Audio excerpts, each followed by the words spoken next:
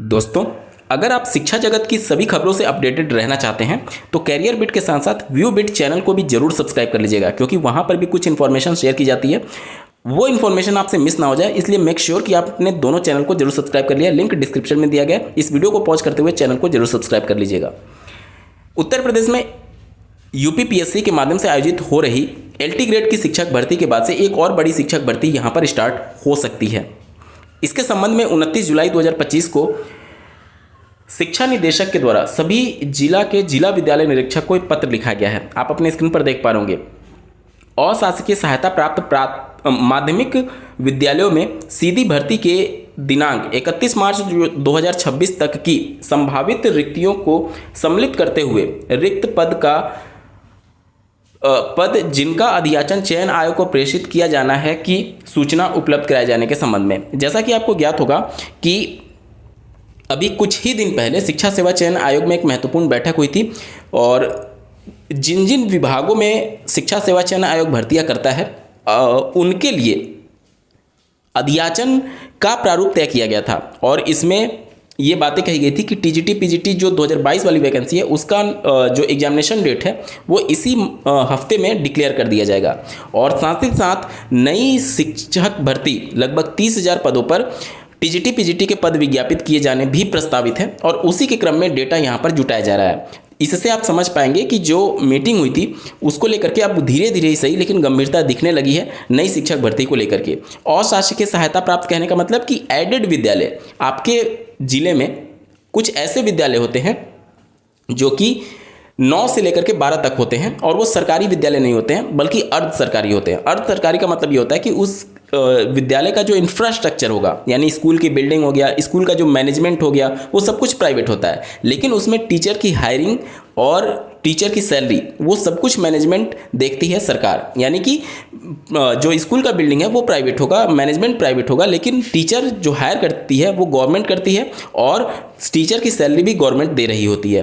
तो इसे ही बोलते हैं एडेड विद्यालय और हिंदी में अशासकीय सहायता प्राप्त विद्यालय बोलते हैं। ठीक है, तो यहाँ पर देख सकते हैं आप, देखिए प्रदेश के अशासकीय सहायता प्राप्त माध्यमिक विद्यालयों में शासन द्वारा निर्धारित जनशक्ति के अनुसार सीधी भर्ती के रिक्त पद यथा प्रधानाध्यापक, प्रवक्ता, सहायक अध्यापक, स्नातक वेतन क्रम एवं सहायक अध्यापक संबद्ध प्राइमरी वेतन वितरण अधिनियम 1971 के अंतर्गत पारित प्रथम वेतन बिल के अनुसार अनुमान्य पदों की सीमा के अंतर्गत के रिक्त पदों को भरने हेतु प्राथमिक अनुसार उत्तर प्रदेश शिक्षा सेवा चयन आयोग प्रयागराज को अधियाचन प्रेषित किया जाना है।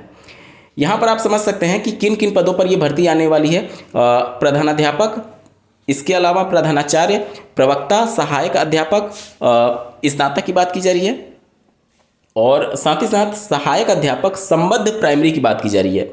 अब कुछ एक ऐसे विद्यालय होते हैं, कुछ जगहों पर अगर प्राइमरी सरकारी विद्यालय नहीं है तो वहाँ पर अर्ध सरकारी विद्यालय यानी प्राइवेट मैनेजमेंट वाले विद्यालयों को भी एक तरीके से सरकार अपने अंडर ले लेती है और उनमें टीचर की हायरिंग भी सरकार कर रही होती है। तो ऐसे अशासकीय प्राथमिक विद्यालयों की बात की जा रही है, उसमें भी प्राइमरी टीचर के लिए पद विज्ञापित किए जाने प्रस्तावित है और साथ ही साथ टीजीटी पीजीटी के लिए तो पद होंगे ही होंगे।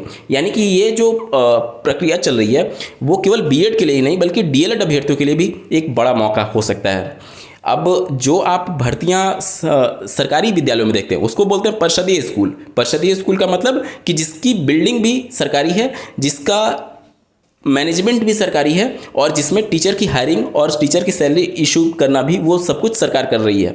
लेकिन एडेड प्राइमरी विद्यालय उस विद्यालय को बोलते हैं कि मान लेते हैं कि वहाँ पर सरकार का कोई भी अपना स्कूल नहीं है, सरकारी स्कूल नहीं है, लेकिन वहाँ पर एक सरकारी स्कूल होना चाहिए ऐसा सरकार को महसूस हो रहा है और इस वजह से प्राइवेट स्कूल को वो अपने अंडर लेकर के और उसमें जो प्राइमरी टीचर्स होते हैं उनको अगर वो रिक्रूट कर रही है तो इसे ही बोलते हैं एडेड विद्यालय में प्राइमरी संबद्ध शिक्षक के पद। ठीक है, तो इसका मतलब ये हो गया कि ये भी सरकारी पद ही होगा, केवल स्कूल की बिल्डिंग प्राइवेट होगी और उसमें प्राइमरी टीचर्स के लिए भी यहाँ पर बात की जा रही है। ठीक है, चलिए आगे देख लेते हैं।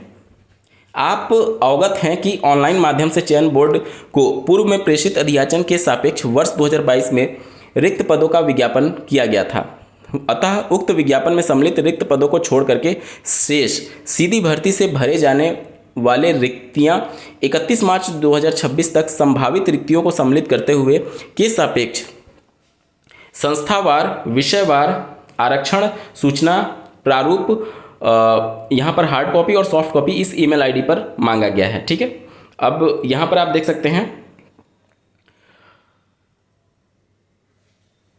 प्रकरण अत्यंत महत्वपूर्ण तथा शासन की सर्वोच्च वरीयता से आच्छादित प्रकृति का है। इस हेतु आपका व्यक्तिगत ध्यान व संबद्धता अपेक्षित है। किसी भी प्रकार का विलंब अवांछनीय है। ठीक है, तो सीधे तौर पर समझ लीजिए, डीएलएड अभ्यर्थियों के लिए यहाँ पर प्राइमरी की भर्ती, उसके बाद से बीएड अभ्यर्थियों के लिए यहाँ पर प्रधानाचार्य, और उसके बाद से देख सकते हैं आप प्रधानाध्यापक और प्रवक्ता के पोस्ट है, और साथ ही साथ सहायक अध्यापक जो टीजीटी पोस्ट होता है उसके लिए पोस्ट है। और डीएलएड के लिए तो आपका प्राइमरी समझ ही चुके हैं, मतलब कि बीएड के लिए आपके पास प्रिंसिपल और पीजीटी और टीजीटी के पोस्ट हो जाएंगे, और प्राइमरी वाला बीएड के लिए हो जाएगा। ठीक है, तो सबके लिए यहाँ पर पद विज्ञापित किए जा सकते हैं। ठीक है, और पदों की संख्या लगभग 30,000 के आसपास बताई जा रही है।